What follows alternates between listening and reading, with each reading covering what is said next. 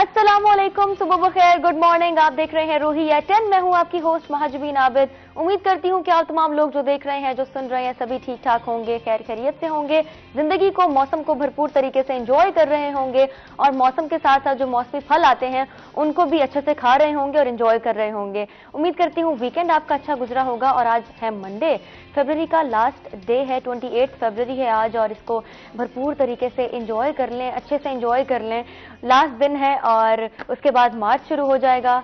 नया मंथ, नए दिन, नए प्लान्स, नए गोल्स, और इसी तरीके से जिंदगी गुजरती चली जाएगी। तो ध्यान रहे कि किसी का दिल नहीं दुखाना और जो भी काम करना है उसमें काइंडनेस का फैक्टर जरूर रखना है।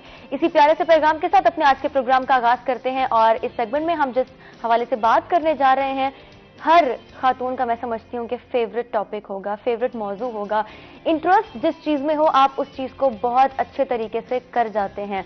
तो आप समझ गए होंगे हम बात करने जा रहे हैं मेकअप के हवाले से, मेकअप की दुनिया के हवाले से। और हमारे साथ इस हवाले से बात करने के लिए मौजूद है मुना खान। एक दफा फिर से अस्सलाम वालेकुम, कैसी हैं आप? मैं बिल्कुल ठीक ठाक है, खैरियत से हैं? अल्हम्दुलिल्लाह। मुना को तो हम बस यूट्यूब पर देख रहे हैं, सोशल मीडिया पर देख रहे हैं, इंस्टाग्राम पर देख रहे हैं, सामने नहीं आती हैं। आज आप आ गई हैं, बहुत शुक्रिया आपका।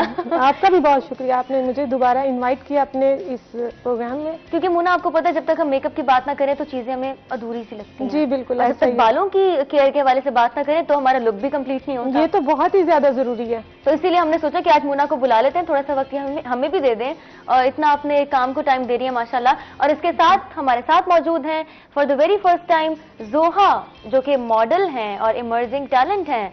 हमारी यूथ, मैं हमेशा कहती हूँ कि टैलेंट की कोई कमी नहीं है, चाहे वो कोई भी फील्ड हो। अस्सलाम वालेकुम, कैसी हैं आप? मैं बिल्कुल ठीक हूँ, आप कैसी हैं? मैं बिल्कुल ठीक हूँ, आप ठीक है ना? जी अल्हम्दुलिल्लाह। कैसा लग रहा है आपको? ये पहला एक्सपीरियंस है मेरा, तो अभी तक तो मुझे बहुत अच्छा लगा आपसे भी मिलके। और मोना आप से तो मैं पहले भी मिली हुई हूँ, तो हाँ, बहुत आप लोग एक दूसरे को जानते हैं ना? बिल्कुल जी। लेकिन मेरा भी आपसे फर्स्ट इंटरेक्शन है, बहुत सारी चीजें आपसे जाननी है about the field of modelling, क्योंकि इस हवाले से बात जब तक नहीं करेंगे तो पता भी नहीं चलेगा कि एक्चुअली अंदर क्या चल रहा है। एग्जैक्टली। ठीक है, बात करेंगे, अपनी डिस्कशन का आगाज करेंगे, लेकिन पहले बढ़ते हैं अच्छी बात की जानिब। हमारा सेगमेंट जो कि है आज नेकी की बात, देखते हैं कि हमारे स्कॉलर साहब आज हमें कौन सी नई बात बताने जा रहे हैं।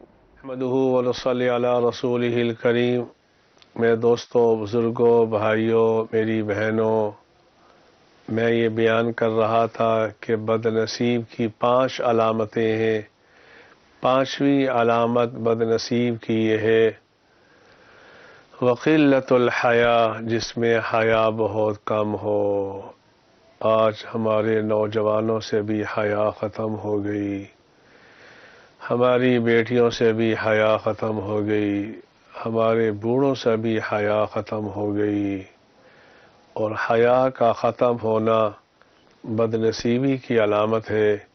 इसलिए मेरे भाइयों, मेरी बहनों, मेरी बेटियों, अपने अंदर हया को पैदा करो, हया को पैदा करो।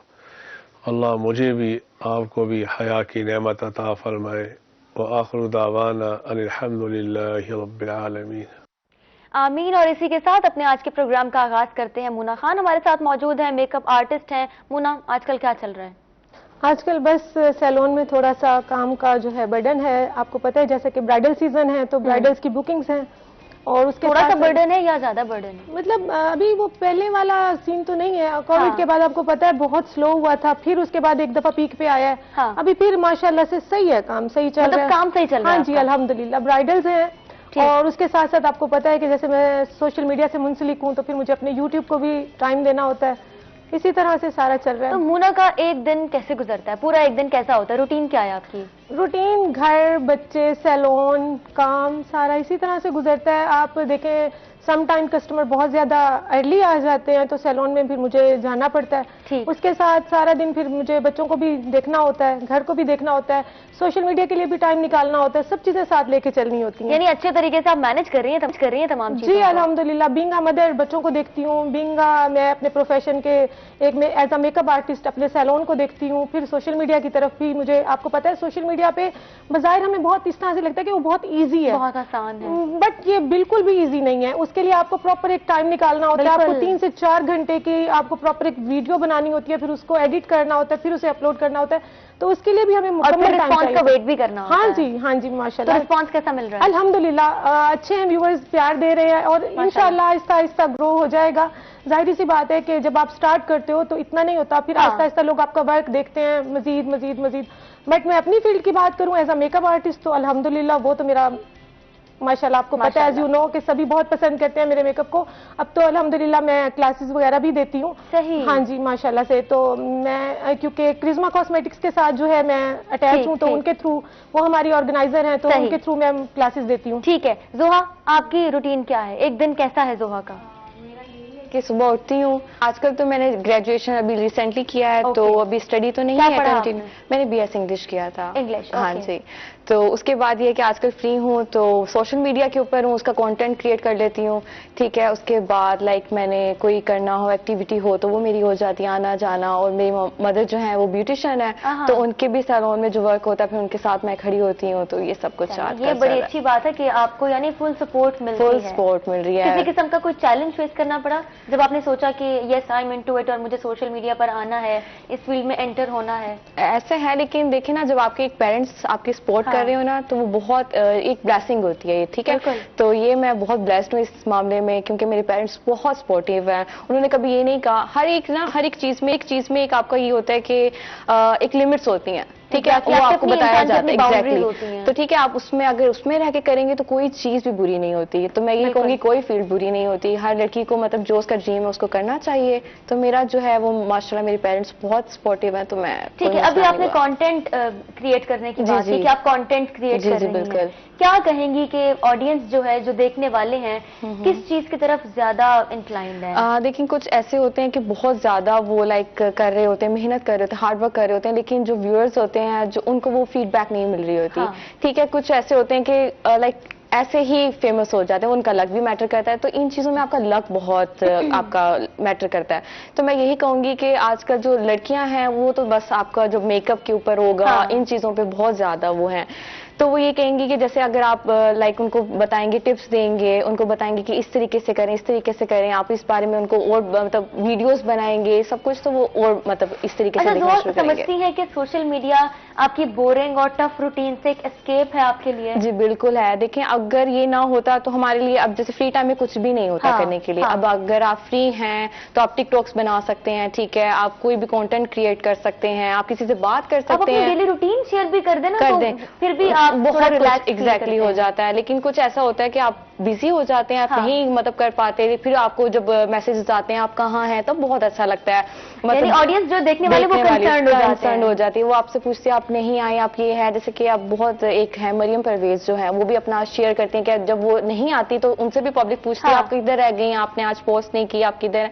तो ये बहुत अच्छा लगता है जब ऑडियंस का प्यार मिलता है, ये सब कुछ तो बहुत अच्छा लगता है। तो जोहा ने कब बनाया अपना social media account? Social media मैंने अभी वैसे ज्यादा टाइम नहीं हुआ, मुझे 4 to 5 मंथ्स हुए हैं, और 4 to 5 मंथ्स में माशाल्लाह मुझे इतना ज्यादा प्यार मिल गया सबसे कि अच्छी एंगेजमेंट है, बहुत ज्यादा अच्छी एंगेजमेंट हो गई है। शूट्स कब से कर रही हैं? शूट जैसे कि मैंने अपना सोशल मीडिया बनाया, उसको 4 to 5 मंथ्स हुए, तो मैंने जो बनाया वो मैंने जस्ट एज जनरल बनाया कि मैं अपनी डेली लाइफ को जो है रूटीन को उसको शेयर कर दूंगी, ठीक है, जो मैं खाऊंगी, जो मैं पहनूंगी उसको शेयर कर दूंगी।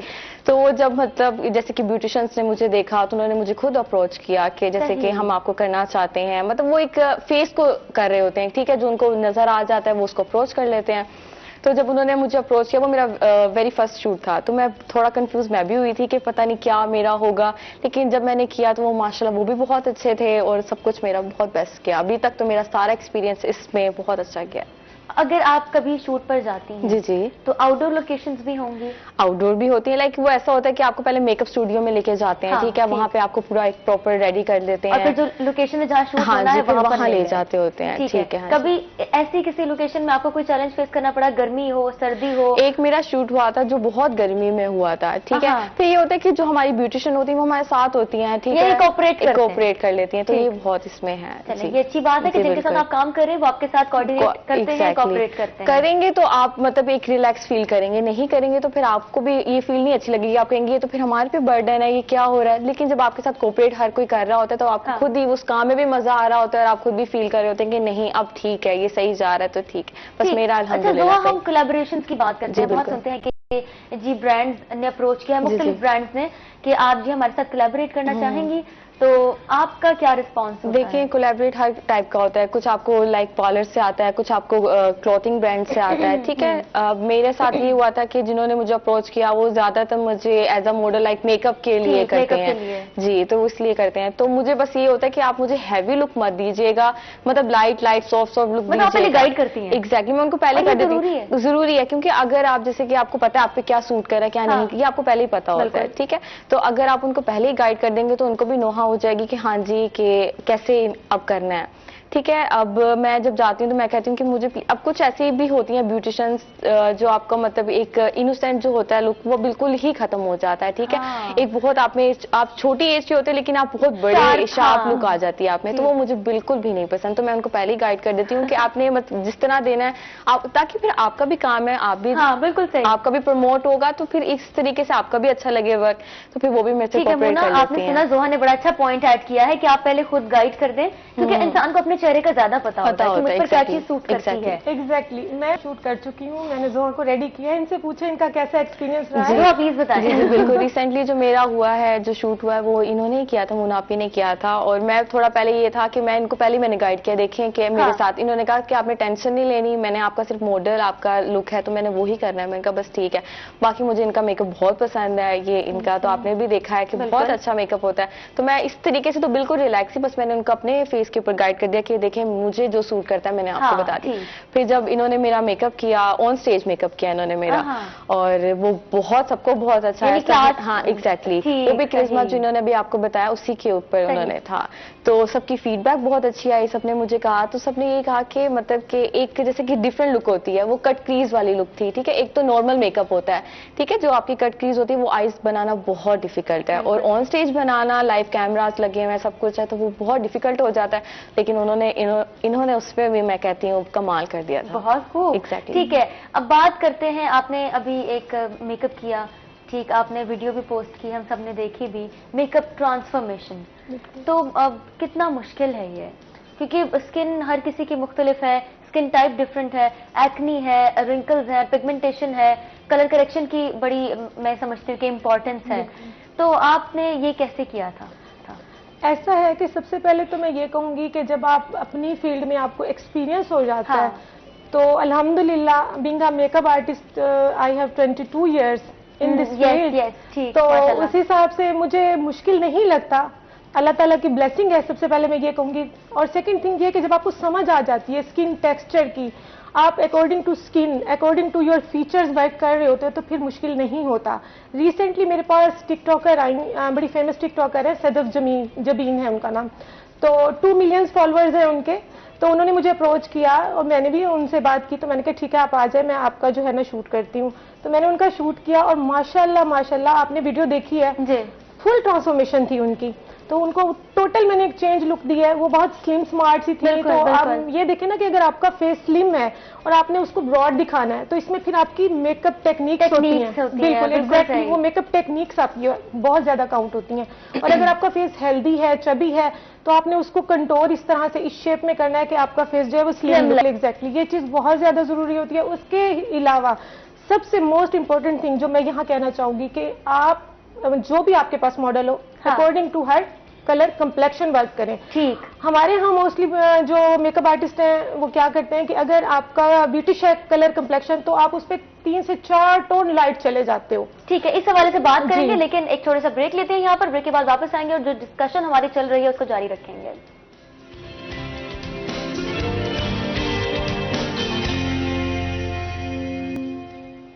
वेलकम बैक, आप देख रहे हैं रोही एट 10। ब्रेक के बाद हम आ चुके हैं वापस एक दफा फिर से प्रोग्राम में। आपको खुशामदीद कहते हैं। मूना खान मेकअप आर्टिस्ट हमारे साथ मौजूद हैं और जहाँ पर मेकअप आर्टिस्ट हो वहाँ मॉडल ना हो, तो ऐसा तो हमने कभी सुना ही नहीं, कभी देखा ही नहीं। तो जोहा हमारे साथ मौजूद हैं और जोहा की डेली रूटीन हम जानने की पूरी कोशिश करें। लेकिन आज जिस टॉपिक पर, मेकअप के एक टॉपिक पर हम फोकस कर रहे हैं, दैट इज मेकअप ट्रांसफॉर्मेशन। हम कहते हैं कोई मेकअप लुक होता है, हम उसको देखकर कहते हैं कि जी ये देखें, पावर देखें आप मेकअप ट्रांसफॉर्मेशन की। तो इसी वाले से मूना खान हमारे साथ मौजूद है। मूना, मेकअप ट्रांसफॉर्मेशन हम सोशल मीडिया पर डेली बेसिस पर देख रहे हैं, हर दूसरी वीडियो आपकी एक्नी है या कोई भी मसला है आपकी स्किन का, वो एकदम से छुप गया, हाइड हो गया, और आप कहते हैं कि जी ये ट्रांसफॉर्मेशन है, ये चाहिए हमें।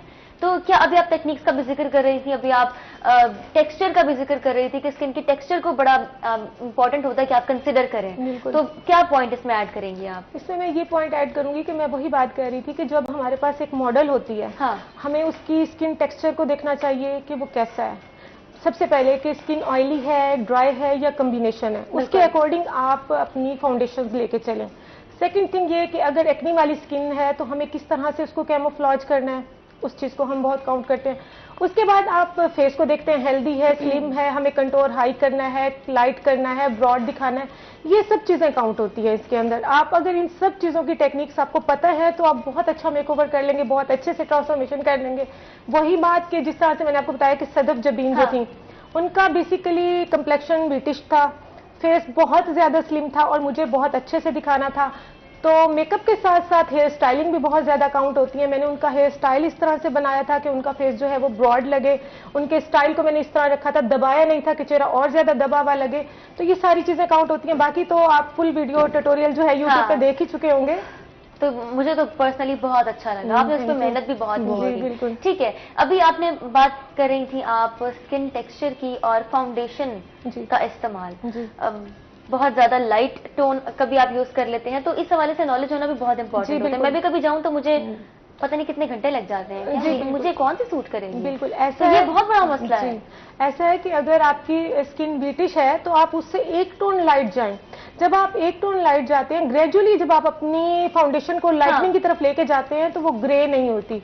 जब आप एकदम से, मतलब अगर आपके पास ब्रिटिश कंप्लेक्शन है और आप उस पर आइवरी लगा देते हैं डायरेक्ट, तो उस टाइम तो आपको नहीं पता चलेगा, आपको लगेगा कि जी बड़ा फ्रेश फेस लग रहा है। तो वो टाइम के साथ साथ ग्रे होना स्टार्ट हो जाती है, बिल्कुल उसमें क्रैक्स आना स्टार्ट हो जाते हैं। उसकी मेन वजह यही होती है कि जब आप कंप्लेक्शन के हिसाब से फाउंडेशन नहीं बनाते तो फाउंडेशन जाहिर सी बात है ग्रे होगी। अब जब आप ग्रेजुअली उसको लेके चलेंगे कि मतलब अभी मैं आपको इसमें किस तरह से समझाऊं, हमारे मतलब इस फील्ड में जिस तरह से स्टार्ट होता है, एक हम क्रेयोन की टीवी पेंट स्टिक ले लें, ठीक, सबसे जो उसमें लाइट कलर होता है वो 36 होता है, उसके बाद हमारा आता है 38, उसके बाद आता है 45, फिर आता है आइवरी और फिर आता है F1। अभी ये मैंने आपको मतलब टेक्निकल पॉइंट्स बताया।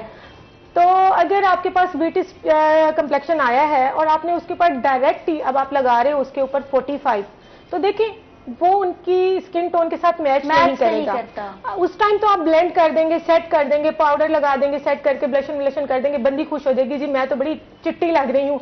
बट ऐसा है कि जैसे थोड़ा सा टाइम गुजरेगा वो ग्रे होना स्टार्ट होगी। अक्सर ब्राइड्स के ऊपर भी ऐसा मेकअप किया जाता है जो जब वो स्टेज पर आती हैं तब तक मेकअप जो है वो बिल्कुल ग्रे हो चुका होता है। एग्जैक्टली। अभी उसी टेक्निकल पॉइंट ऑफ व्यू से मैं आपको बता रही हूँ कि अगर आपका कलर डार्क है तो आप सबसे पहले 36 अप्लाई करें, ठीक, आपकी जो स्किन है थोड़ी सी बैलेंस हो गई है, उसके बाद आप उसके ऊपर 38 लगाएं, 1 टोन लाइट जाए। जब आप 38 अप्लाई करेंगे और उसको बैलेंस करेंगे तो ना ही वो ग्रे होगी, ना ही आपका जो कंप्लेक्शन है वो एकदम से डल की तरफ चला जाएगा।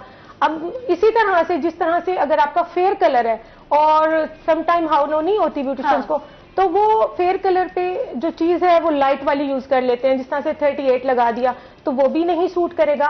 तो वही बात आ गई कि कंप्लेक्शन के अकॉर्डिंग जब हम वर्क करते हैं, फाउंडेशन को हम चूज करते हैं, इसमें हमारी अंडरटोन्स होती हैं, बिल्कुल येलो अंडरटोन, पिंक अंडरटोन। ठीक है, इस हवाले से भी बात करते हैं। हमारे साथ कॉलर है फरजाना मेल्सी से। अस्सलाम वालेकुम, कैसी हैं आप?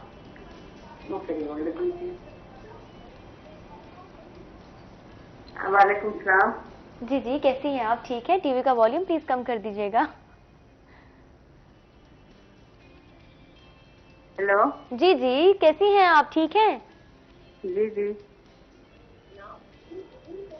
क्या बात करनी है? कुछ कहना है, कुछ पूछना है? मेरे फेस पे छाइयां है बहुत ज्यादा ही, और हर ट्रीटमेंट करवा लिया डॉक्टर से भी और क्रीमों से भी, कोई फर्क ही नहीं आता है। ठीक है, फेस पर छाइयां हैं। फरजाना, आपका बहुत शुक्रिया। इसका जवाब हम लेते हैं मूना से। मूना, एक और इशू जो कि अभी मैं आपसे डिस्कस भी कर रही थी कि मुख्तलिफ स्किन और मुख्तलिफ स्किन के मुख्तलिफ इशूज, तो एक इशू ये है कि छाइयां हैं, क्या किया जाए? पहले तो सबसे पहले आज यहाँ पे लाइव मैं ये बताना चाहूंगी कि छाइयां कभी खत्म नहीं होती, कभी खत्म नहीं होती। छाइयां कभी खत्म नहीं हो सकती, क्योंकि ये आपकी जो स्किन की लेयर्स हैं एंड लेयर्स तक डैमेज हो जाती है। छाइयों का आप मतलब हाइड कर सकते हैं, लाइट कर सकते हैं, मतलब आप अपने जो है मुख्तलिफ डॉक्टर से इलाज करवा कर, तो बट ये खत्म कभी भी नहीं होती। जो ये समझता है कि छाइयां खत्म हो जाएंगी, छाइयां खत्म नहीं होती। अभी आप मतलब जिस तरह से लेजर्स आ चुके हैं और क्रीम्स अच्छी आ चुके हैं, उनको यूज करके इनको लाइट और हाइड जरूर कर सकते हैं। कंट्रोल किया जा सकता है, प्रॉपर इसको खत्म नहीं किया जा सकता। बिल्कुल खत्म नहीं किया जा सकता। जब एक दफा छाइयां हो जाती हैं और अगर आप उसकी केयर नहीं करते स्किन को, तो स्किन आपकी मजीद डैमेज से डैमेज होती जाती है। ठीक है, हमारे साथ एक और कॉलर है शुजाबाद से, फरहाना। अस्सलाम वालेकुम, कैसी हैं आप? मैं ठीक हूँ, आप कैसी हैं? मैं बिल्कुल ठीक हूँ। क्या कहना चाहेंगी? मेरे बाल बहुत ज्यादा गिरना शुरू हो गए हैं और वाइट भी बहुत ज्यादा हो रहे हैं। ठीक, मैं बिल्कुल समझ गई आपका पॉइंट। कुछ पूछना चाहती हैं मोना इनसे आप? नहीं, इनके बाल गिर रहे हैं तो उसके पीछे अगर कोई रीजन है तो ये बताएं। मतलब कोई इनको ऐसी डिजीज तो नहीं है, कोई हार्मोनल इश्यूज तो नहीं है, या इन्होंने बहुत ज्यादा बात कर सकती हैं? जी बिल्कुल। फरहाना जी, फरहाना आपने बहुत ज्यादा हेयर डाई तो नहीं लिए? जी नहीं, मैं डाई नहीं करती। नहीं। अच्छा, तकरीबन 1 साल में 2 बार डाई किया। 1 साल में 2 बार डाई किया था, तो 1 साल में 2 बार डाई किया था। बिल्कुल ऐसा है कि समटाइम जो हम सिंथेटिक डाई नहीं यूज करते, मेटेलिक डाई यूज करते हैं, उसकी वजह से भी हेयर फॉलिंग बहुत ज्यादा होती है। और उसके अलावा आपकी डाइट प्रॉपर ना हो तब भी आपकी हेयर फॉलिंग होती है। आप हेयर्स को टेक्सचर के अकॉर्डिंग शैम्पू यूज नहीं कर रहे होते। बहुत सारे फैक्टर्स हैं हेयर फॉलिंग के। और जो बाल वाइट होने का मसला है, ये पहले से है फरहाना? ये आपके बाल जो सफेद होने का इशू है, ये पहले से है या अब हो रहे हैं? नहीं, ये तकरीबन काफी अर्सा हो गया। काफी अर्सा हो गया है। कितने % वाइट हैं आपके बाल? मतलब ग्रे हेयर कितने? तो बहुत अच्छे थे, अब तो बहुत यानी कि काफी ड्राई भी हो गए हैं और छोटे भी हो गए हैं। लेंथ भी काफी थी मेरे बालों की, गिर गिर के कम भी हो गए। ठीक है फरहाना, इस पर हम बात करते हैं। आपका बहुत शुक्रिया प्रोग्राम में शामिल होने का। बाल वाइट होना, जो आप कुछ ऐड करना चाह रही हैं? हाँ, बाल वाइट हैं, बाल गिर रहे हैं, हेयर फॉल मैं तो समझती हूँ हर दूसरे इंसान के, खवातीन का नहीं बल्कि मर्दों का। बिल्कुल, बाल वाइट तो देखे ना, कुछ जो डाई करते हैं उनका भी होता है, जो ज्यादा डाई लेते हैं, ठीक है, लाइक हर मंथ में लेते हैं, कुछ 2 मंथ्स बाद लेते हैं, तो ये डाई का भी बहुत एक इफेक्ट होता है बालों पे, ठीक है, उससे भी बाल वाइट होते हैं। लेकिन कुछ हार्मोनल इश्यूज भी होते हैं जिसकी वजह से आपके बाल, मतलब जरूरी नहीं होता कि एज आप उसमें जाएंगे, आप मतलब ज्यादा एज होगी तो आपके बाल वाइट हो जाएंगे। कुछ ऐसे होते हैं जो हमारी यूथ है उसमें काफी अब ऐसे आ रहे हैं कि जिनके वाइट बाल अब ग्रो हो रहे हैं, ठीक है। तो अब ये उनका ये इशू हो सकता है कि मतलब हार्मोनल इशू हो सकता है, या कोई उनके अंदर, जैसे कि कुछ डॉक्टर से अगर हम करें तो कुछ कहते हैं वो विटामिन की कुछ कमी है, कुछ इस तरीके से, तो वो अब चेक करवाना पड़ेगा। तो आपको कभी ऐसा मसला फेस करना पड़ा है हेयर फॉल का कि आप कहें कि बस खत्म हो रहे हैं? जी, एक टाइम मेरा ऐसे आया था कि जब मुझे ऐसा लगा कि अब मेरे बाल नहीं बचेंगे। मुझे अपने बालों से बहुत ज्यादा प्यार है, क्योंकि आप देखिए मेकअप जितना मर्जी कर लें, मेकअप जितना मर्जी कर लें, आप ड्रेसिंग जितनी अच्छी कर लें, जब तक आपके बाल आपके अच्छे नहीं लगेंगे, वॉल्यूम ज्यादा नहीं होगा ना, तब तक वो इतनी मतलब ग्रेसफुल आपकी ग्रेस ही नहीं आएगी, ठीक है। तो अब मतलब कुछ जैसे कि बहुत ज्यादा लोग हैं जो अपने ऐसे हेयर फॉल की वजह से अब विग्स यूज करते हैं, कुछ एक्सटेंशंस लगवा लेते हैं, ठीक है। तो अब मेरा ये था कि तब मैंने ऑयलिंग शुरू की। मेरा ये था कि मैंने ऐसा शुरू किया कि मैंने ना 2-2 दिन 3 दिन तक मैंने अपने ऑयलिंग रखना, लेकिन फिर मुझे पता चला कि नहीं, आप 1 दिन से ज्यादा रखोगे तो भी वो आपके लिए मतलब कि अफेक्ट करेगा आपके बालों पे। फिर ये हुआ। लेकिन कुछ लोग ऐसे होते हैं जो ऑयलिंग नहीं करते और वो कहते हैं फिर भी हमारे डैमेज हो रहे हैं। तो जब तक आप ऑयलिंग ही नहीं करेंगे अपने बालों में तो वो कैसे सही रहेंगे? तो ऑयलिंग बहुत ज्यादा आपके लिए मेन है। ठीक है, इस हवाले से बात करेंगे, लेकिन यहाँ पर हम लेते हैं छोटा सा ब्रेक। कहीं मत जाइएगा, हमारे साथ रहिएगा।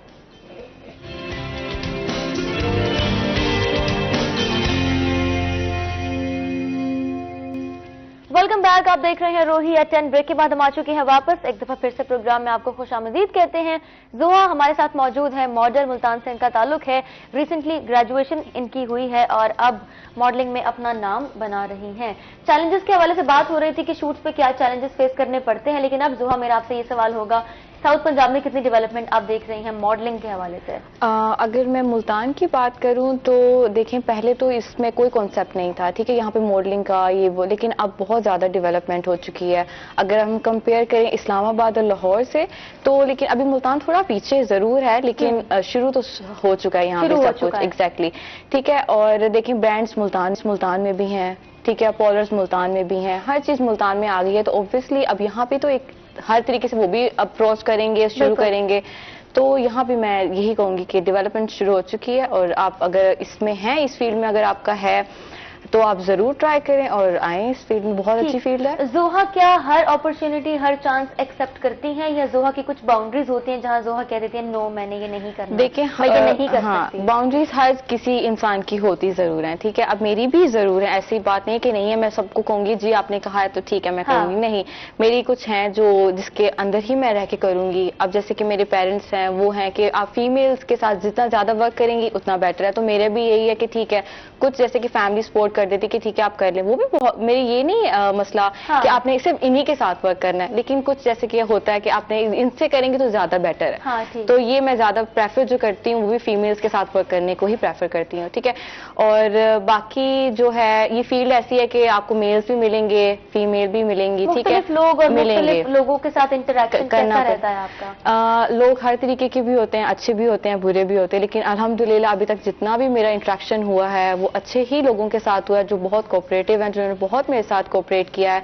तो अल्हम्दुलिल्लाह मेरा तो एक्सपीरियंस में बहुत अच्छा। ये तो बात हो गई मेकअप की। Now coming towards the clothing brand. Okay, तो आपका एक्सपीरियंस उनके साथ कैसा रहा? बिकॉज आपकी अपनी कुछ बाउंड्रीज होती हैं, कुछ अपना एक स्टैंडर्ड होता है कि मैंने इस किस्म के कपड़े पहनने हैं, इस किस्म के कपड़ों में मैंने शूट नहीं करवाना। तो आप पहले कोई क्वेश्चन रखती हैं अपनी डिमांड सामने? जैसे मुझे जैसे कि वो कोई जैसे अप्रोच करता है, कोई कहता है कि कोलैब करना है आपके साथ, तो मैं उनको पहले बता देती हूँ कि देखें ये चीजें हैं जो मैं नहीं करना चाहती, जैसे कि स्लीवलेस नहीं मैं पहनूंगी, ठीक है, और बैकलेस नहीं होना चाहिए मेरा, तो मतलब एक कवर्ड मेरा ड्रेस प्रॉपर होना चाहिए। तो इस तरीके से बेशक वो आपको जरूरी नहीं कि ईस्टर्न या वेस्टर्न में ही मैं कहूँ कि वेस्टर्न नहीं करूंगी, नहीं मैं वेस्टर्न भी कर लूंगी, लेकिन उसमें भी आपका एक प्रॉपर एक चीज होती है, ठीक है। तो वो मुझे मसला नहीं होता, और मैं ये कहती हूँ कि हर किसी को होता है, कोई इजीली कर लेता है, ठीक है, स्लीवलेस में भी कर लेता है, बैकलेस में भी कर लेता है, लेकिन मेरे लिए ये चीज है कि मैं मतलब कंफर्टेबल इसमें होती हूँ और इसी में। हाँ जी। शूट की लोकेशन पर कौन सी ऐसी चीजें होती हैं जो जोहा को बहुत अनकंफर्टेबल कर देती हैं कि मैं अननॉय हो रही हूँ इन चीजों से? देखिए, सबसे पहली बात तो ये होती है कि आपको ड्रेस बार बार चेंज करना पड़ता है, ठीक है। आपने एक ड्रेस किया, नो टाइम आपने आपने मेकअप भी किया होता है, आपकी हेयर स्टाइलिंग भी हुई होती है, आपको फौरन जाके आपको ड्रेस चेंज करना होता है, फिर उसी के ऊपर आपकी दोबारा हेयर स्टाइलिंग हो रही होती है। तो फिर मुझे अपने बालों से, मैंने आपको पहले ही कहा है कि मुझे बहुत प्यार है, तो उसी के ऊपर दोबारा आयरन हो रहा होता है, ठीक है, दोबारा स्ट्रेट कर्ल हो रहा होता है, तो मुझे बहुत ज्यादा इस चीज पे होता है कि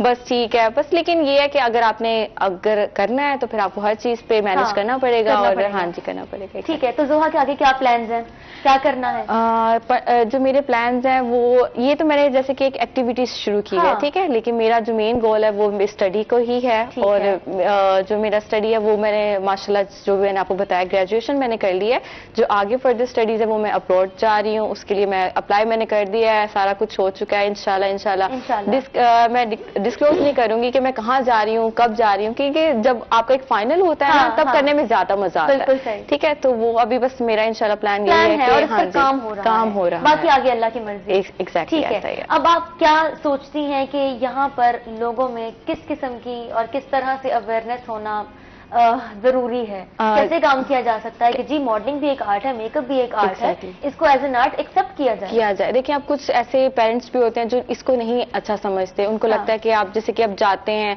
पता नहीं वहाँ पे मेल्स होते हैं, आपको ओब्वियसली ड्रेस चेंज करना होता है, उनका कंसर्न होता है, ठीक है। लेकिन मैं ये कहूंगी कि आपको मतलब कि खुद पहले पूरी डिटेल्स ले लेनी चाहिए, ठीक है। आपको पता होना चाहिए आपने क्या वहाँ पे करना है, क्या पहनना है, किस तरीके से कैरी करना है। ये ना हो कि आप पहुंच जाएं उसके बाद आपको हो कि नहीं ये चीज नहीं करनी थी। उन लोगों की कितनी टीम होगी, कितने लोग होंगे, तो आपको पहले पूरा आपको नॉलेज होनी चाहिए, देन आप उसके वर्क को क्या कहते हैं आप कहें कि हाँ ठीक है हम करेंगे। कुछ ऐसे भी मैंने देखे हैं जो पहले ओके कर देते हैं, लेकिन जब वो मतलब कि आते हैं तो उनके ऊपर डिमांड शुरू हो जाती है कि नहीं ये नहीं होता, फिर थोड़ी प्रॉब्लम्स होती हैं। तो मेरा ये है कि मैं पहले सब कुछ क्लियर कर लेती हूँ ताकि मुझे एंड में कोई प्रॉब्लम ना हो। तो मेरा जो ऐसे ही है। ठीक है जोहा, बहुत सारी चीजें आपने हमें अपनी जिंदगी के हवाले से, अपने हवाले से बताई, और प्रोग्राम के इस सेगमेंट का हो रहा है इख्तिताम।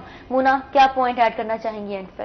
यही पॉइंट ऐड करना चाहूंगी कि फैमिलीज को बहुत ज्यादा सपोर्ट करना चाहिए, जो बच्चियां आगे आना चाहें हाँ। जिस भी फील्ड में। जरूरी नहीं है कि सिर्फ डॉक्टर बनना ही जरूरी होता है, बच्चियों के पास आजकल बहुत ज्यादा टैलेंट है। आपका जो भी हिडन टैलेंट है, आपके हाँ। पेरेंट्स को सपोर्ट करना चाहिए, और अगर आप मैरिड हैं तो हस्बैंड को सपोर्ट करना चाहिए, जाहिर सी बात है। और जब तक सपोर्ट नहीं होगी तो मेरा ख्याल है कि फीमेल्स आगे नहीं आ सकती। बिल्कुल। ये जो टैग लगा दिए जाते हैं ना कि नहीं ये चीज फजूल है, बिल्कुल, एक्स्ट्रा है, Exactly. आई थिंक इस पर काम करने की जरूरत है। देखिए मोबाइल भी मैं ये कहूंगी हर किसी के पास है, हाँ। ठीक है। Everybody knows how to talk, how to walk, how to Exactly. Pose, ठीक है। सबको सब कुछ आता है, लेकिन एक जो हेजिटेशन होती है, हाँ, पेरेंट्स की तरफ से होती है, हाँ। आगे नहीं बढ़ रहे होते, ठीक है। लेकिन मैं ये ग्रोथ कहीं ना कहीं हिंडर हो रही है। एग्जैक्टली तो वो बड़ा कॉन्फिडेंस मसला बहुत है। मेन चीज है। आपके अंदर अगर कॉन्फिडेंस है तो आप सब कुछ ठीक कर है। सकते और हैं, ठीक है। कॉन्फिडेंस तभी पैदा होता है जब आपको बैक पे सपोर्ट Support होता है, करो, और पता होता है हमारे हाँ, पीछे कोई है। एग्जैक्टली। ठीक है मुना, आपका बहुत शुक्रिया एक दफा फिर से हमारे प्रोग्राम में शामिल होने का और एज अ गेस्ट आने का। लेकिन अब गेस्ट वाली बात नहीं रही, अब एक फ्रेंडली रिलेशनशिप भी बन गया है। जोहा, पहली दफा मुलाकात थी लेकिन जी। बहुत अच्छी रही। Thank you Thank so you much. so I much. Hope कि आपने एंजॉय जी, किया जी, होगा। बिल्कुल। इसी के साथ बढ़ते हैं, चलते हैं अपने अगले सेगमेंट की जानिब, देखते हैं हमारे साथ कौन से मेहमान मौजूद होंगे। लेकिन उस जानिब बढ़ने से पहले लेंगे यहाँ पर एक छोटा सा ब्रेक, कहीं मत जाइएगा, हमारे साथ रहिएगा।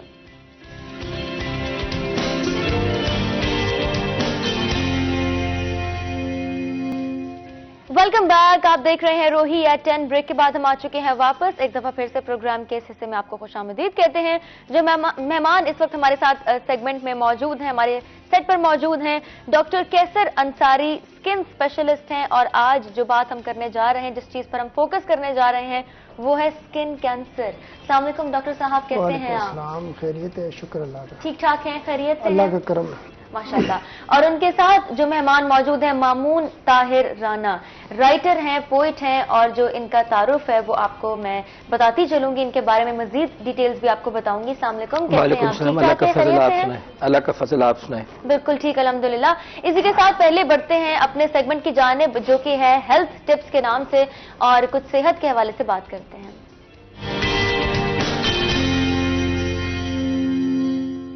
जी, जैसे कि इस सेगमेंट में हम मुख्तलिफ फलों के हवाले से बात करते हैं, मुख्तलिफ फलों के हेल्थ बेनिफिट्स का जिक्र करते हैं, तो आज जिस फल को हमने पिक किया है उसके हवाले से हम आपको बताएंगे, वो है सेब।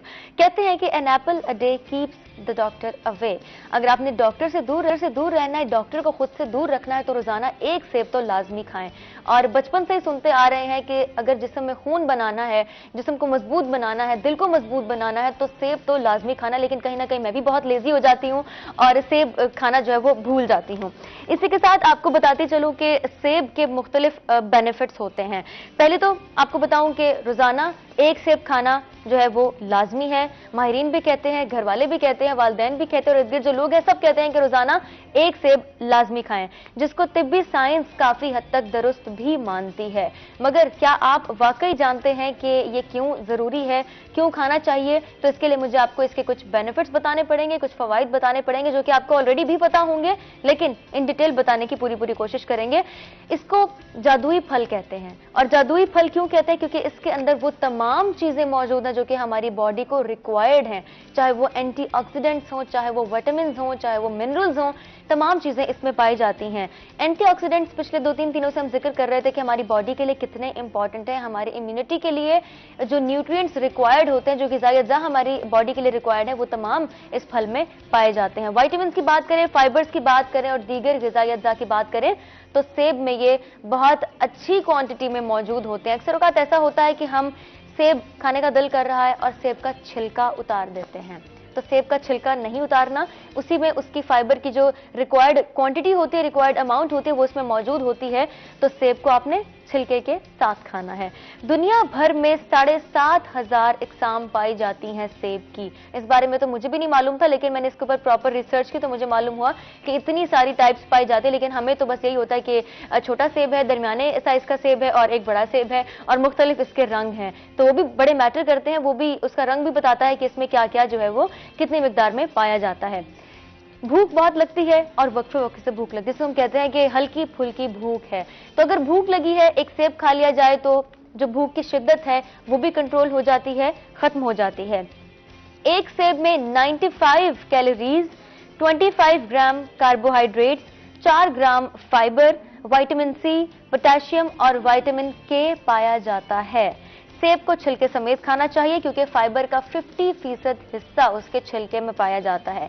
बात करते हैं एक बहुत इंपॉर्टेंट टॉपिक के हवाले से जो कि है वेट लॉस, और जिसके बारे में हम जितना भी बात करें कम महसूस होता है। वेट लॉस के मुख्तलिफ तरीके हमारे सामने आते हैं कि वॉक कर लें, ग्रीन टी का इस्तेमाल कर लें, किसी भी किस्म के टाइम पे, किसी भी टाइम पे आप एटलीस्ट वॉक भी कर लें तो आपका वेट जो है वो लूज हो जाएगा। आपको जिम नहीं जाना पड़ेगा, आपको ऐसा नहीं करना पड़ेगा कि सारा सारा दिन आप कुछ भी नहीं खा रहे, रोटी नहीं खा रहे, चावल नहीं खा रहे, कुछ भी नहीं खा रहे। तो सेब खा लें, उससे भी वेट कम होता है। पानी से भरपूर होता है। अभी कीवी की जब हमने बात की थी पिछले दिनों में तो हम ये बात कर रहे थे कि डिहाइड्रेशन का इशू बहुत ज्यादा रहता है। हर दूसरे बंदे को डिहाइड्रेशन का इशू होता है, पानी की कमी हो जाती है। पानी की कमी को पूरा करने के लिए अगर आप सेब खा लेंगे तो आपकी हेल्थ को फायदा होगा, आपको फायदा होगा। दिल की सेहत के लिए बहुत जरूरी है, दिल को मजबूत रखने के लिए, तवाना रखने के लिए बहुत जरूरी है कि इस फल का, इस जादुई फल का इस्तेमाल किया जाए। और आखिर में बात करेंगे डायबिटिक पेशेंट्स के हवाले से जिनके लिए बहुत मोहतात रहना पड़ता है कि क्या चीज खानी है, क्या चीज नहीं खानी, कितनी मिकदार में खानी है। सेब बहुत आराम से खाया जा सकता है, डायबिटीज का खतरा कम होता है। और इसी के साथ आखिरी पॉइंट में ऐड करती चलूं, डायबिटीज टाइप 2 का खतरा काफी हद तक कम हो जाता है। डॉक्टर कैसर हमारे साथ मौजूद हैं, इस हवाले से बात करेंगे। डॉक्टर कैसर अंसारी स्किन स्पेशलिस्ट हैं, और स्किन स्पेशलिस्ट हैं, बात ना हो फलों की तो फिर तो बात नहीं बनती। डॉक्टर साहब, सेब कहते हैं जी कि अगर आपने डॉक्टर से दूर रहना है, डॉक्टर को खुद से दूर रखना है तो प्लीज सेब खाएं। तो आप क्या कहना चाहेंगे इस हवाले से, इसके हेल्थ बेनिफिट्स के हवाले से? बिल्कुल, सेब के बहुत से फायदे हैं, अगरचे डॉक्टर फिर भी दूर नहीं रहता, डॉक्टर के पास तो जाना ही पड़ता है। लेकिन ये कि सेब के जो फायदे हैं कि सेब में आयरन की मिकदार ज्यादा होती है जी। तो जब आपके जिस्म में आयरन ज़्यादा जाएगा, खून ज़्यादा पैदा होगा। जब खून पैदा होगा तो जिस्म के अंदर कुदरती तौर पे एक मज़ाहमत पैदा होगी बीमारियों के खिलाफ, तो जिस्म सेहतमंद रहेगा। जब जिस्म सेहतमंद रहेगा तो डॉक्टर के पास जाने की ज़रूरत नहीं पड़ेगी। लेकिन आपने कहा फिर भी कहीं ना कहीं पड़ेगी। ठीक है, जैसे कि आप स्किन स्पेशलिस्ट हैं माशाल्लाह, तो सेब हमारी स्किन के लिए, हमारी जल्द के लिए कितना अच्छा साबित होता है? देखिए, जब जिस्म में खून पैदा होगा तो वो खून जो है स्किन के ऊपर ग्लो करता है। हाँ, स्किन साफ होती जाएगी। स्किन साफ होती जाएगी। इस वक्त अक्सर ख्वातीन का जो सबसे बड़ा एक मसला है, इशू है कि जी छाइयाँ बहुत पड़ रही हैं। छाइयाँ बहुत पड़ रही हैं। छाइयाँ बहुत पड़ रही हैं, और छाइयों की जो बुनियादी वजह है वो है खून की कमी। सबसे पहले खून की कमी की वजह से बढ़ती हैं। अब ये देखें कि अक्सर ख्वातीन को जो छाइयाँ पड़ती हैं वो हमल के दौरान पड़ती हैं। बिल्कुल, खून की कमी हो जाती है। जी बच्चे पैदा किए उसके बाद छाइयाँ बढ़ गई हैं खून की कमी की वजह से। जी ये वर्किंग लेडी है, काम पे जाती है, नाश्ते का टाइम नहीं मिलता, खाना जो वो प्रॉपर नहीं खा सकते, लंच का टाइम नहीं है, जब खुराक जिस्म में नहीं जा रही, खून की कमी हो रही है, चेहरे पे स्याह निशान पड़ रहे हैं, छाइयाँ पड़ रही हैं, चेहरा डल हो जाता है। डल होगा। जब खून की कमी होगी तो चेहरा डल होगा, पूरी स्किन डल होगी, आपकी पूरी की पूरी सेहत डल होगी, और आपके बाल भी कमजोर होंगे। जिस्म का हर हिस्सा कमजोर होगा खून की कमी की वजह से। जी, बिल्कुल सही। जब जिस्म में खून पैदा होगा तो तमाम बीमारियां कवर हो जाएंगी। और ये जो सेब है जिसकी अभी आपने तारीफ की है, ये rich source of iron. Yes. तो जो शख्स अफोर्ड कर सकता है सेब को उसको खाना चाहिए। बाकी सब्जियों में जो अपना सोर्स ऑफ आयरन है वो आपका पालक है। बिल्कुल सही। जो सबसे सस्ती चीज़ है, लेकिन पालक खाने के लिए लोग इतना पसंद, उसको खाने के लिए खासी मेहनत करनी पड़ती है ना, पकाना पड़ता है, ये करना। सेब तो आपको रेडीमेड चीज़ मिल जाती है, आप खा सकते हैं। बिल्कुल ठीक है जी। तो साबित हो गया, डॉक्टर साहब ने भी कह दिया कि सेब एक तो दिन में लाजमी खाएं। मामून ताहिर राना हमारे साथ मौजूद हैं, मुमताज सहाफ़ी, अदीब और पब्लिशर भी हैं। अदबी, इल्मी और तहजीबी घराने से इनका ताल्लुक है। अगर मैं इनकी मुख्तलिफ बुक्स का जिक्र करती चलूँ तो हमारे सामने आती हैं अभी और अजाब सहने हैं, ये अफसाना है। और शायरी की बात करें, शेर व शायरी के हवाले से बात करें तो इनकी किताब है अभी सफर में है, अभी सपने सफर में हैं। और इंतखाब की बात करें तो हम जिंदा रहेंगे। और इसी के साथ नज्म का सफर, कहता हूं नात, चलो फिर साथ चलते हैं। और इन्होंने आगाज नसर से किया। मामून ताहिर राना साहब, अपने बैकग्राउंड के हवाले से तो प्लीज लाजमी हमें बताइएगा। मैडम, मैं सबसे पहले तो रोही टीवी का शुक्रिया अदा करता हूं कि उन्होंने मधु किया। बैकग्राउंड मैडम इनहेरिट है मेरे खानदान में। मेरे ताया सलीम अख्तर फरानी अलीगढ़ यूनिवर्सिटी के वो सदारती अवार्ड याफ्ता, उन्होंने कुरान मजीद का तर्जुमा मंजूम में किया। उसके बाद फिर मेरे वालिद साहब अफसाना निगार, और उनका इस जनूबी पंजाब में बहुत काम है अदब के हवाले से पूरे पाकिस्तान में। मैं राजपूत फैमिली में, अपनी फैमिली में तीसरा फर्द हूँ जो इस फील्ड में आया हूँ अदब के हवाले से। हालांकि मेरी फैमिली कहती कि ये क्या काम कर रहे हो, ये कोई काम है जो तुम कर रहे हो, लेकिन शुरू से ही मुझे ये सारी चीज़ें पसंद थी। एक जिसे कहते हैं इनहेरिट चीज़ें आ जाना, वो मुझ में आ गई और फिर मैंने अपना काम शुरू कर दिया। अच्छा, मैंने लिखना कब शुरू किया? पढ़ता तो मैं बचपन से ही था सारी चीज़ें, 3 औरतें 3 कहानियाँ खास तौर पे। अच्छा, उसके बाद मेरे वालिद साहब की तकरीब थी सपनों की राजधानी की आर्ट काउंसिल में, तो वहाँ पे सब ये कह रहे थे कि देखो ये गुलाम ताहिराना का बेटा जा रहा है, तो मुझे खुशी हुई इस बात की, लेकिन मुझे ये फील हुआ कि मेरी अपनी पहचान क्या है, बिल्कुल मैं क्या हूँ, यानी कि मेरे वालिद मेरी पहचान है, मेरा कोई काम नहीं है। तो फिर लिख तो मैं रहा था, तो फिर मेरी 2005 में मेरी पहली किताब आई अफसानों की, इसकी अभी और अजाब सहने हैं। इसमें मुल्क के नामवर बसन के अदीबों ने शिरकत की। डॉक्टर आसिफ कनाल इस दुनिया में मौजूद नहीं है, एतबार साजिद साहब अल्लाह ताला उनको ज़िंदगी और सेहत दे। बस ये सिलसिला था। तो फिर एक अंदर का गुबार होता है और कहते हैं कि शायर हसास होता है। अच्छा, शायरों पर यह भी इल्ज़ाम होता है कि जी ये मोहब्बत के मारे होते हैं, इनके पीछे कोई ना कोई चीज़ होती है। देखिए, मोहब्बत के मारा हर इंसान होता है, बिल्कुल सही। शायर बयान कर देते हैं, कुछ लोग बयान नहीं कर सकते। देखिए, मोहब्बत जरूरी नहीं है कि आप मेल के फीमेल के साथ ही हो, और भी दुख है जमाने में मोहब्बत के सिवा, राहतें और भी है वही की राहत के सिवा। तो इस लिहाज से हमने फिर काम शुरू किया अदबी हवाले से, और फिर पाकिस्तान में मैं ये समझता हूँ कि तहकीक के हवाले से, तनकीद के हवाले से, शायरी के हवाले से मेरा बहुत काम है माशाल्लाह। मेरी बस जो मेरे हम असर है मेरा, उनमें बहुत ज़्यादा काम है। बस मेरा काम काफ़ी ज़्यादा है, मैंने स्ट्रगल की है, बिल्कुल मेहनत की है। ऐसे मैं नहीं आया फील्ड में, लोग ऐसे मुझे नहीं जानते। जब आपको ये रियलाइज हुआ कि मेरी अपनी भी कोई आइडेंटिटी होनी चाहिए, मेरा अपना भी कोई काम होना चाहिए, तो आपकी इस स्ट्रगल का आगाज हुआ? मेरी स्ट्रगल का आगाज हुआ और मैंने आया और अदब में तेजी लाया। मसलन मेरे आने से लोग कहते हैं कि रानों का क्या काम है अदब में आने से, रानी कहाँ से आ गया अदब में? मैं उन्हें हमेशा कहता हूँ कि रानों की वजह से तेजी आई है अदब में। अदब बहुत सुस्त चल रहा था, इवेंट्स नहीं थे, कुछ भी नहीं था। हमने आके इवेंट्स भी कराए, हमने आके बताया कि भाई ये ऐसे होता है जी। तो इसलिए फिर एनजीओ में भी मैंने बड़ा काम किया, मेरी अपनी तंजीम थी। डिसेबल के हवाले से मेरा बहुत ज़्यादा काम है मुल्तान में। फिर शादी हो गई, फिर बहुत सी मसरूफियात, मसलन जो मैं मसरूफ़ रहता था वो मुझे छोड़नी पड़ी, फिर मुझे घर बार देखना पड़ा। उसके बाद बस अब मेरी किताबें आ रही हैं, मेरा काम आ रहा है एतबार साजिद पे फ़न और शख्सियत के हवाले से। मेरी अपनी 2 और किताबें आ रही हैं, तुम्हें हम याद करते हैं के नाम से आ रही है, आर्टिकल्स हैं। और मेरी अपनी 40 लफ्ज़ों की कहानी, 20 से 30 लफ्ज़ों की कहानी मेरी किताब आ रही है, जिसमें 20 से 30 लफ्ज़ हैं सिर्फ कहानी में, और शायरी की है। बस ये मेरा मुख्तसर सा तारुफ है।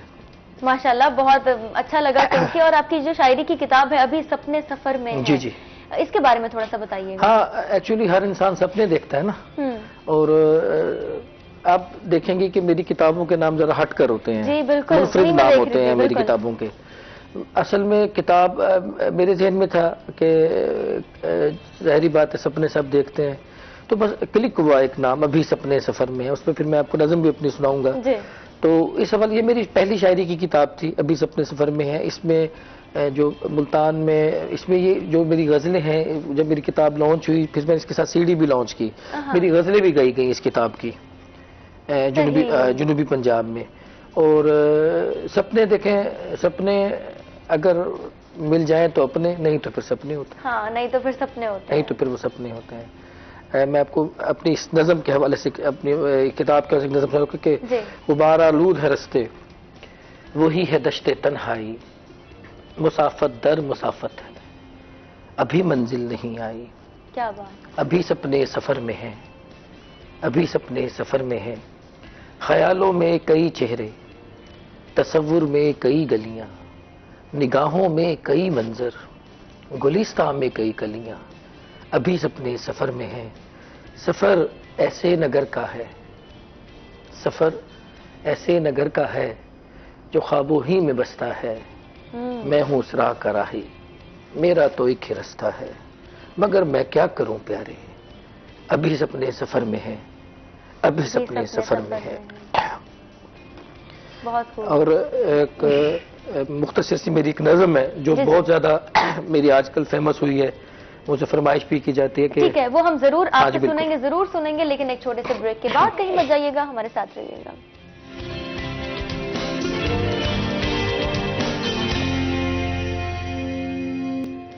वेलकम बैक, आप देख रहे हैं रोही एट 10। ब्रेक के बाद हम आ चुके हैं वापस, एक दफा फिर से प्रोग्राम में आपको खुशामदीद कहते हैं।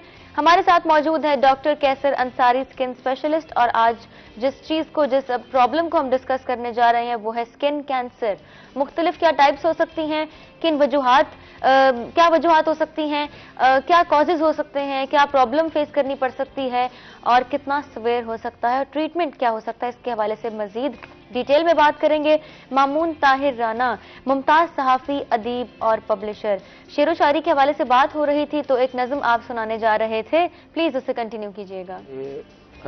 मैडम मुख्तसर नज़म है ये कि तू अजंता की कोई मूरत है, तू अजंता की कोई मूरत है या मोम जैसी कोई सूरत है, तू अजंता की कोई मूरत है या मोम जैसी कोई सूरत है, तुझको लॉकेट की क्या जरूरत है, वाह, तुझको लॉकेट की क्या जरूरत है जब गला इतना खूबसूरत है। क्या बात, क्या बात।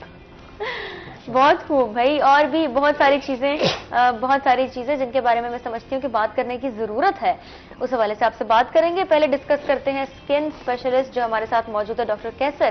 स्किन कैंसर के हवाले से जरा बताइएगा, डिटेल में मैं आपसे इस बारे में बात करने की कोशिश में हूँ। देखिए, स्किन कैंसर जो है ना, पहली बात तो ये कि कैंसर का मर्ज जो है स्किन पे बहुत कम नजर आता है। जितने भी कैंसर इस वक्त मौजूद हैं मेडिकल फील्ड में, जो देखा जाए जिस्म के अंदर जितने भी कैंसर पाए जाते हैं उनमें से ज्यादातर कैंसर आपको फेफड़ों में मिलते हैं। स्किन के कैंसर बहुत कम तादाद में है। उसकी वजह यह है कि हमारे जिस्म के ऊपर अल्लाह ताला ने एक प्रोटेक्शन लेयर दी हुई है, और वैसे भी स्किन जो है ना बजाते खुद एक बहुत मजबूत ऑर्गन है। जिस्म का सबसे मजबूत हिस्सा जो है ना वो स्किन है। ये आसानी से खराब नहीं होता, हम खुद अपनी कोशिशों से स्किन को खराब करते हैं, वरना स्किन अपने तौर पे खुद से खराब नहीं होती। इसलिए जिस्म का जो भी सबसे मजबूत हिस्सा होगा, जब वो खराब होगा तो वो उतनी ही देर से ठीक होगा, बिल्कुल सही, जितनी देर से वो खराब हो रहा है। तो स्किन पे जो कैंसर होते हैं वो भी उम्मन जल्दी नहीं होते। अब जितने भी कैंसर हैं जो जिल्द के ऊपर मतलब पाए, उनसे मैं सिर्फ 3 का जिक्र करूंगा।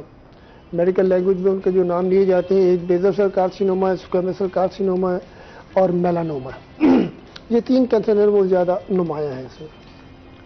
अब कैंसर जो भी है, चाहे वो मेलानोमा जो होता है वो होता है तिल के अंदर, जिस्म के अंदर जो तिल पाए जाते हैं ना, वो जब अपनी हैयत तब्दील करते हैं तो वो कैंसर में बदल जाते हैं। सही। तो इस लिहाज से अगर देखा जाए कि बॉडी के अंदर या स्किन के अंदर सबसे खतरनाक कैंसर जो है वो मेलानोमा है, क्योंकि उसके अंदर तब्दीली का पता नहीं चलता कि वो कब तब्दील हो रहा है। जब तक वो डॉर्मेंट है, सो रहा है, उसको सोने दिया जाए। ठीक। जब उसको छेड़ेंगे तो उसके अंदर कोई तब्दीली आ सकती है। अब कैंसर क्यों पैदा होता है? हम एक लफ्ज इस्तेमाल करते हैं इंसल्ट। जी। स्किन के ऊपर जब आप इंसल्ट करेंगे, इंसल्ट का मतलब है कि कोई ऐसा रवैया जो स्किन के लिए काबिल बर्दाश्त ना हो, बिल्कुल सही। कोई भी ऐसा काम, कोई भी ऐसा तशद्दुद, कोई भी ऐसी कार्रवाई जो आप बार बार जिल्द के ऊपर करेंगे तो उसके अंदर फिर तब्दीलियां पैदा हो जाएंगी। अब जो स्किन के ऊपर चेंजेस लाने वाली चीज़ें हैं वो मुख्तलिफ केमिकल्स हैं जो जिस्म के ऊपर इस्तेमाल होते हैं, या रेडिएशन हैं। रेडिएशन में अल्ट्रावायलेट रेडिएशन है वो ज़्यादा इस्तेमाल मतलब कि इसमें चेंजेस लाती हैं। अल्ट्रावायलेट रेडिएशन आपको सन रेज में मिलती हैं, या आपको जो लोग किसी ऐसे माहौल में काम कर रहे हैं जहाँ पे रेडिएशन ज़्यादा है उस किस्म की जगहों पे, तो वहाँ पे उनके जिस्म का जो हिस्सा ज़्यादा एक्सपोज हो रहा है रेडिएशन को, उसके अंदर तब्दीली आ सकती, क्योंकि इसमें आता है रेगुलर एक्सपोजर, रेगुलर इंसर्ट। एक आध दफा अगर एक्सपोजर हुआ है तो उससे कैंसर नहीं होने लगा।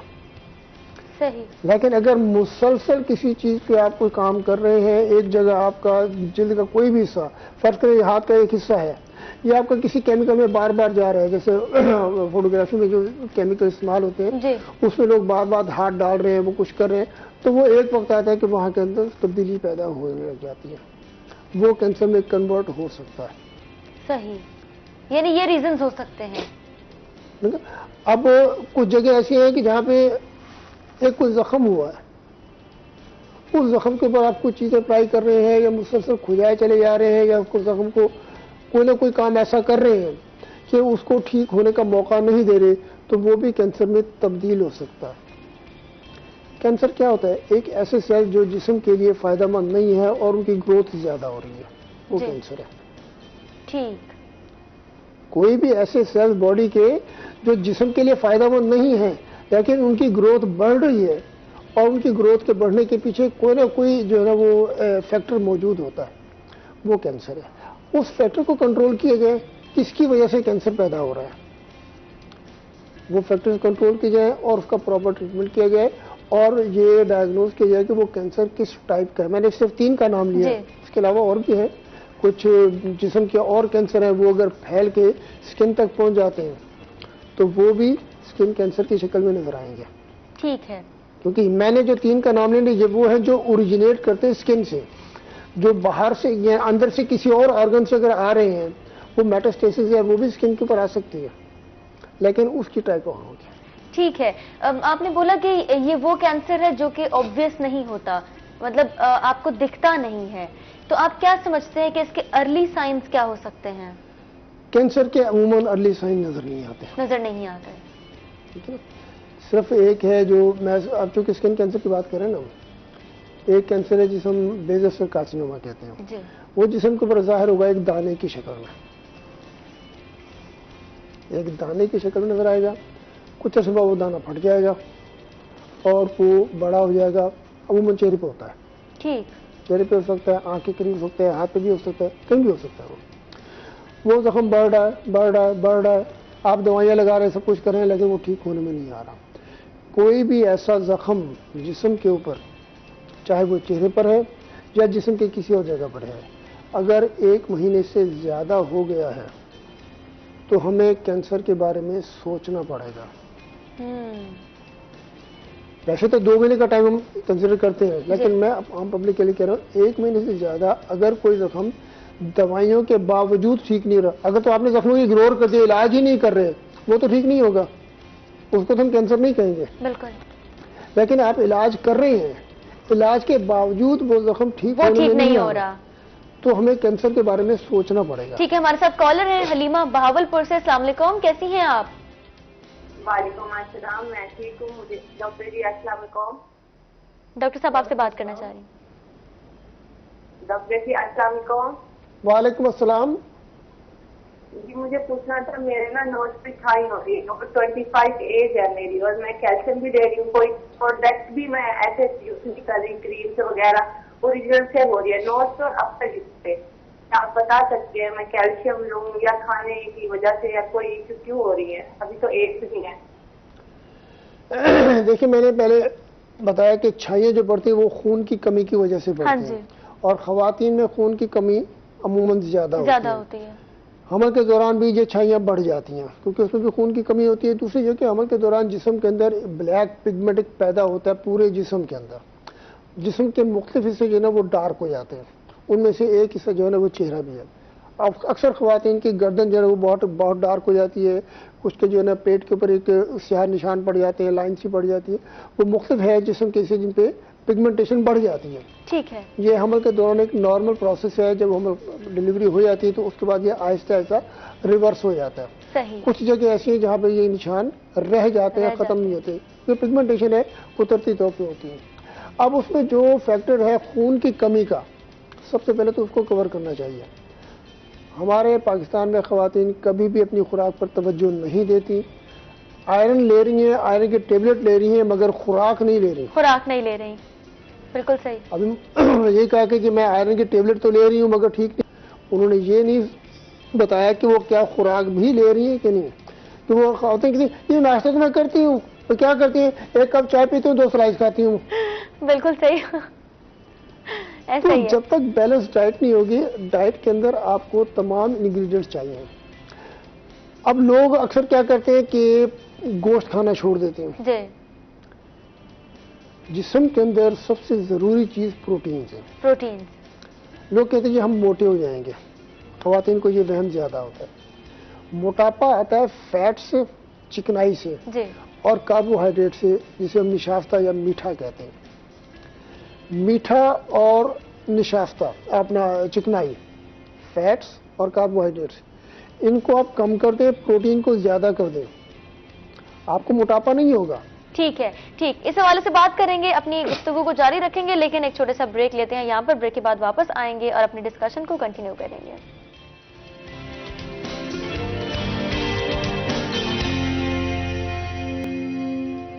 वेलकम बैक, आप देख रहे हैं रोही एट 10। ब्रेक के बाद हम आ चुके हैं वापस और प्रोग्राम के इस हिस्से में हम बात करेंगे अफसाना क्या होता है, शेर व शायरी के मुख्तलिफ जो बेसिक उसूल हैं उन पर बात करेंगे। मामून साहब हमारे साथ मौजूद हैं। जी बताइएगा। मैडम, मेरा मानना है शायर होता है या नहीं होता। जो शायर होता है वो गॉड गिफ्टेड होता है, खुदा की तरफ से होता है।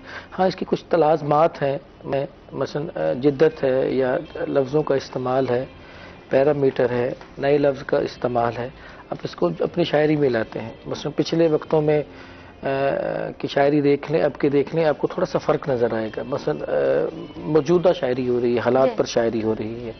इसी तरह अफसाने पे अगर हम आ जाएं तो बहुत से ऐसे शायर और अदीब हैं जो पॉपुलर नहीं हैं बस, लेकिन उनका काम बहुत ज़्यादा है। हमारे बड़े अच्छे दोस्त हैं फ़रत अब्बास सलीम साहब, उनकी अभी हाल ही में किताब आई है नकीले हक़ाइक़, बहुत अच्छा अफसाना निगार है, बहुत अच्छे शायर हैं।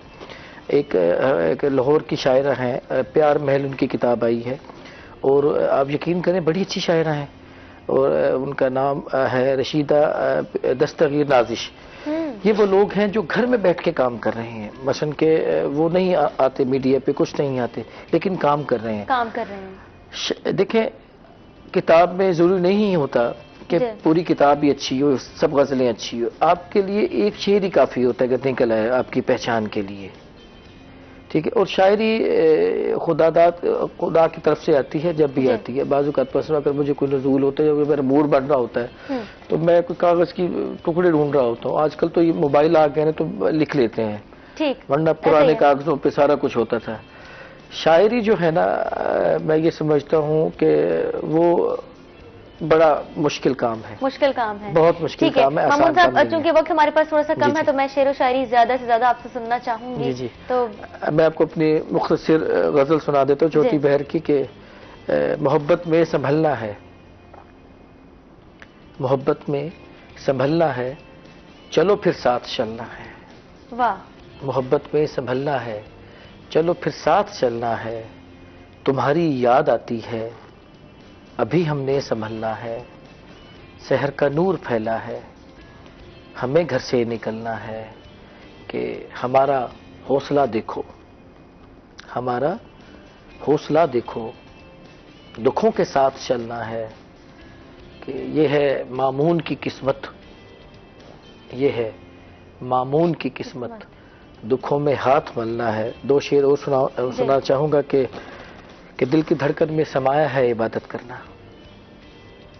दिल की धड़कन में समाया है इबादत करना, मुस्कुराते हुए इजहारे अकीदत करना, वक्त का शोर फरागत नहीं देता मुझको, वक्त का शोर फरागत नहीं देता मुझको, इतना आसान भी नहीं तुमसे मोहब्बत करना, इतना आसान भी नहीं तुमसे मोहब्बत करना। मेरा एक शेर जो मैं समझता हूँ, मुझे ज़ाती तौर पे बड़ा पसंद है ये शेर। मैं कहीं भी हो तो ये 2 शेर जरूर सुनाता हूँ कि आंखों से आया हाले दिल इज़हार भी होगा, दुख होगा तो जज्बात का इजहार भी होगा। क्या बात। आंखों से आया हाले दिल इज़हार भी होगा, दुख होगा तो जज्बात का इजहार भी होगा। मक्ता इसका सुना देता हूँ मैं, गजल काफी कि मामून मुझे इश्क में मालूम नहीं था, मामून मुझे इश्क में मालूम नहीं था, दिल हुस्न के एहसास से बेजार भी होगा, क्या बात, आंखों से आया खाले दिल इज़हार भी होगा, बहुत खूब, दुख होगा तो जज्बात का इजहार भी होगा। बहुत खूब, बहुत खूब, आपका बहुत शुक्रिया डॉक्टर कैसर। आखिर पर चंद अल्फाज में बस ट्रीटमेंट का जिक्र कर दी, हमारे पास थोड़ा सा कम है। देखिए कैंसर का ट्रीटमेंट, हर कैंसर का ट्रीटमेंट अलग अलग होता है, अलग अलग है, ठीक है। स्किन के कैंसर का एक फायदा ये है कि ये बहुत दूर तक नहीं फैलता, ठीक ना।